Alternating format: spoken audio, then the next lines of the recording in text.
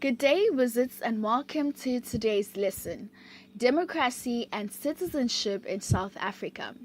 At the end of this lesson, wizards will know how people govern themselves in a democracy, rights and responsibilities of a citizen in a democracy, children's rights and responsibilities, and also national symbols since 1994.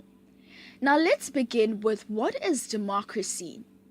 A democracy is a system of government in which people choose their leaders by voting for them in elections. But democracy is much more than this. A democracy requires both the government and the people to follow certain rules, such as every citizen who lives in the country has rights and responsibilities. Every citizen must respect the rights of others and obey the laws of the country. And finally, the government cannot do whatever it likes. It has to respect the Constitution and the rights of the country's citizen. South Africa's first democratic government. Now, wizards, before 1994, South Africa was not a democracy. Most citizens did not have the right to vote in elections. Only white citizens could vote. Most people were not free to express their views in newspapers or on radio or TV. You could go to prison if you disagreed with the government. There were laws which said that black citizens could not own property, run businesses, go to school and work in places where white people lived and worked. But after many years of struggle, South Africans made the government agree that South Africa should be a democracy.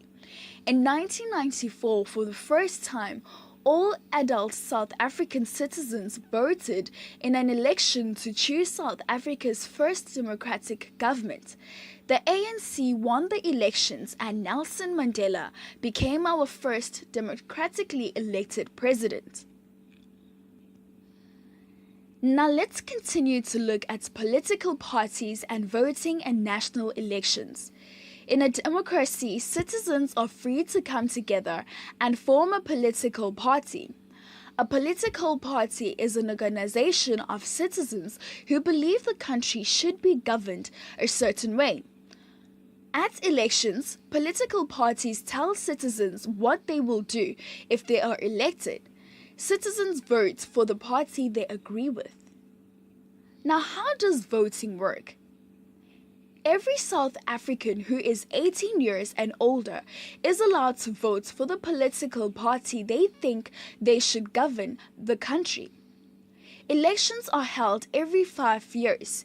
Any citizen who wants to vote must register to vote. After voting, the ruling party and the government. When the elections are over, the votes are counted. The party that gets the most votes wins the election and becomes the ruling party. The leader of the ruling party becomes the president of South Africa.